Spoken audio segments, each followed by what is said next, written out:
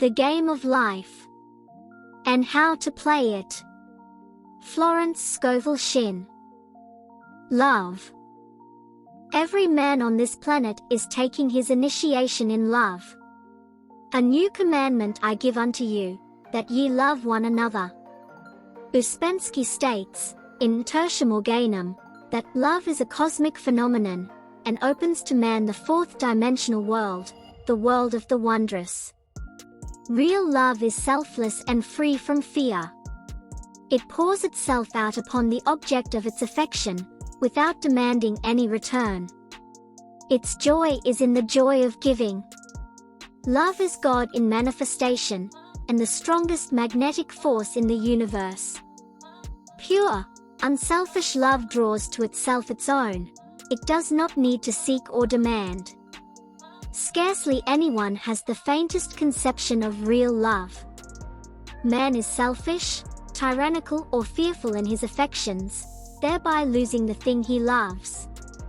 Jealousy is the worst enemy of love, for the imagination runs riot, seeing the loved one attracted to another, and invariably these fears objectify if they are not neutralized. For example, a woman came to me in deep distress. The man she loved had left her for other women, and said he never intended to marry her. She was torn with jealousy and resentment and said she hoped he would suffer as he had made her suffer, and added, "How could he leave me when I loved him so much?" I replied, "You are not loving that man, you are hating him," and added, "You can never receive what you have never given. Give a perfect love and you will receive a perfect love. Perfect yourself on this man. Give him a perfect, unselfish love, demanding nothing in return. Do not criticize or condemn, and bless him wherever he is." She replied, "No, I won't bless him unless I know where he is." "Well," I said, "that is not real love. When you send out real love, real love will return to you, either from this man or his equivalent, for if this man is not the divine selection, you will not want him. As you are one with God, you are one with the love which belongs to you by divine right." Several months passed, and matters remained about the same, but she was working conscientiously with herself. I said, "When you are no longer disturbed by his cruelty, he will cease to be cruel, as you are attracting it through your own emotions." Then I told her of a brotherhood in India, who never said, "Good morning," to each other. They used these words, "I salute the divinity in you." They saluted the divinity in every man, and in the wild animals in the jungle, and they were never harmed, for they saw only God in every living thing. I said, "Salute the divinity in this man, and say, I see your divine self only. I see you as God sees you, perfect, made in his image and likeness." She found she was becoming more poised, and gradually losing her resentment. He was a captain, and she always called him the Cap. One day, she said, suddenly, "God bless the Cap wherever he is." I replied, "Now, that is real love, and when you have become a complete circle, and are no longer disturbed by the situation, you will have his love, or attract its equivalent." I was moving at this time, and did not have a telephone, so was out of touch with her for a few weeks, when one morning I received a letter saying, "We are married." At the earliest opportunity, I paid her a call. My first words were, "What happened?" "Oh," she exclaimed, "a miracle." One day I woke up and all suffering had ceased. I saw him that evening and he asked me to marry him. We were married in about a week, and I have never seen a more devoted man. There is an old saying, "No man is your enemy, no man is your friend, every man is your teacher." So one should become impersonal and learn what each man has to teach him, and soon he would learn his lessons and be free. The woman's lover was teaching her selfless love, which every man, sooner or later, must learn. Suffering is not necessary for man's development, it is the result of violation of spiritual law, but few people seem able to rouse themselves from their soul sleep without it. When people are happy, they usually become selfish, and automatically the law of karma is set in action. Man often suffers loss through lack of appreciation. I knew a woman who had a very nice husband, but she said often, "I don't care anything about being married, but that is nothing against my husband. I'm simply not interested in married life." She had other interests, and scarcely remembered she had a husband. She only thought of him when she saw him. One day her husband told her he was in love with another woman, and left. She came to me in distress and resentment. I replied, "It is exactly what you spoke the word for. You said you didn't care anything about being married, so the subconscious worked to get you unmarried."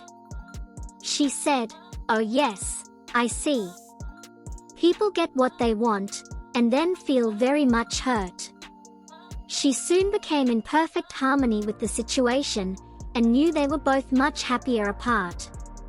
When a woman becomes indifferent or critical, and ceases to be an inspiration to her husband, he misses the stimulus of their early relationship and is restless and unhappy.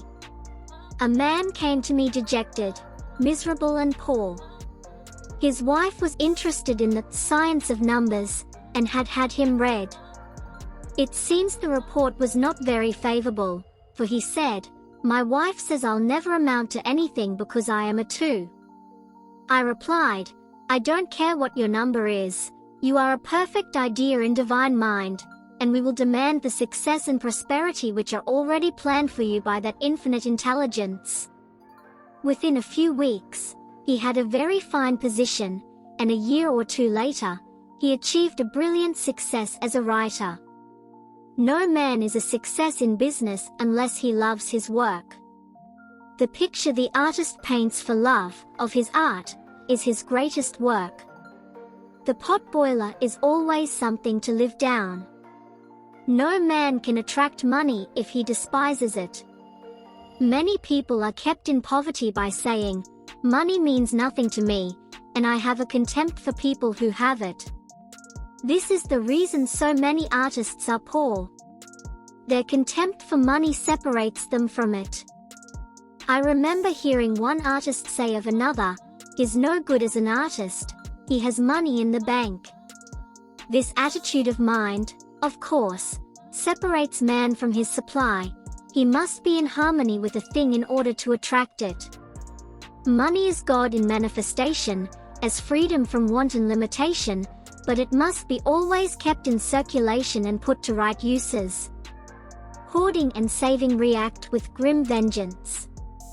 This does not mean that man should not have houses and lots, stocks and bonds, for the barns of the righteous man shall be full.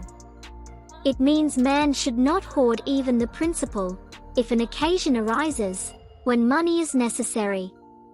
In letting it go out fearlessly and cheerfully, he opens the way for more to come in, for God is man's unfailing and inexhaustible supply. This is the spiritual attitude towards money, and the great bank of the universal never fails. We see an example of hoarding in the film production of Greed. The woman won $5,000 in a lottery, but would not spend it. She hoarded and saved, let her husband suffer and starve, and eventually she scrubbed floors for a living. She loved the money itself and put it above everything, and one night she was murdered and the money taken from her. This is an example of where love of money is the root of all evil.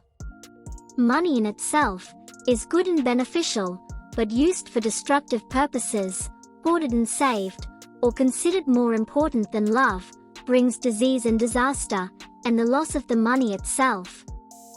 Follow the path of love, and all things are added, for God is love, and God is supply. Follow the path of selfishness and greed, and the supply vanishes, or man is separated from it. For example, I knew the case of a very rich woman, who hoarded her income. She rarely gave anything away, but bought and bought and bought things for herself. She was very fond of necklaces, and a friend once asked her how many she possessed. She replied, 67. She bought them and put them away, carefully wrapped in tissue paper. Had she used the necklaces, it would have been quite legitimate, but she was violating the law of use. Her closets were filled with clothes she never wore, and jewels which never saw the light. The woman's arms were gradually becoming paralyzed from holding onto things, and eventually she was considered incapable of looking after her affairs, and her wealth was handed over to others to manage. So man, in ignorance of the law, brings about his own destruction. All disease, all unhappiness, come from the violation of the law of love. Man's boomerangs of hate, resentment and criticism, come back laden with sickness and sorrow. Love seems almost a lost art, but the man with the knowledge of spiritual law knows it must be regained, for without it, he has become a sounding brass and tinkling cymbals. For example, I had a student who came to me, month after month, to clean her consciousness of resentment. After a while, she arrived at the point where she resented only one woman, but that one woman kept her busy. Little by little she became poised and harmonious, and one day, all resentment was wiped out. She came in radiant, and exclaimed, "You can't understand how I feel." The woman said something to me, and instead of being furious, I was loving and kind, and she apologized and was perfectly lovely to me. No one can understand the marvelous lightness I feel within. Love and goodwill are invaluable in business. For example, a woman came to me, complaining of her employer. She said she was cold and critical and knew she did not want her in the position. Well, I replied, salute the divinity in the woman and send her love. She said, I can't, she's a marble woman. I answered, you remember the story of the sculptor who asked for a certain piece of marble. He was asked why he wanted it, and he replied, because there is an angel in the marble, and out of it he produced a wonderful work of art. She said, very well, I'll try it. A week later she came back and said, I did what you told me to, and now the woman is very kind, and took me out in her car. People are sometimes filled with remorse for having done someone an unkindness, perhaps years ago.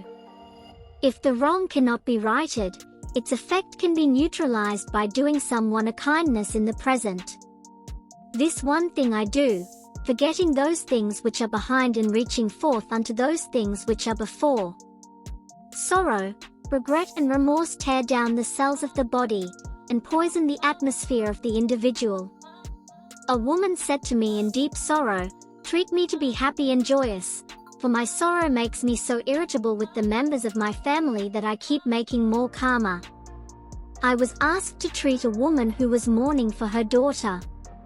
I denied all belief in loss and separation, and affirmed that God was the woman's joy, love and peace.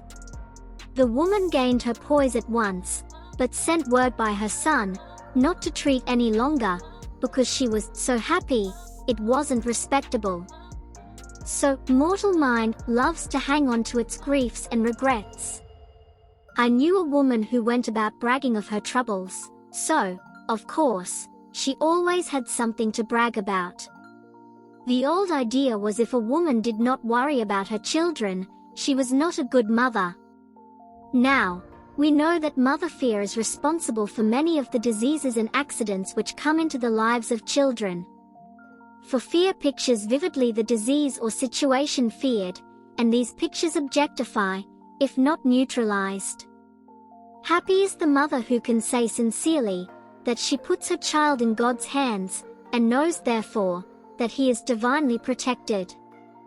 For example, a woman awoke suddenly, in the night, feeling her brother was in great danger. Instead of giving in to her fears, she commenced making statements of truth, saying, man is a perfect idea in divine mind, and is always in his right place, therefore, My brother is in his right place, and is divinely protected." The next day she found that her brother had been in close proximity to an explosion in a mine, but had miraculously escaped. So man is his brother's keeper, in thought, and every man should know that the thing he loves dwells in the secret place of the Most High, and abides under the shadow of the Almighty. There shall no evil befall thee, neither shall any plague come nigh thy dwelling. Perfect love casteth out fear. He that feareth is not made perfect in love, and love is the fulfilling of the law.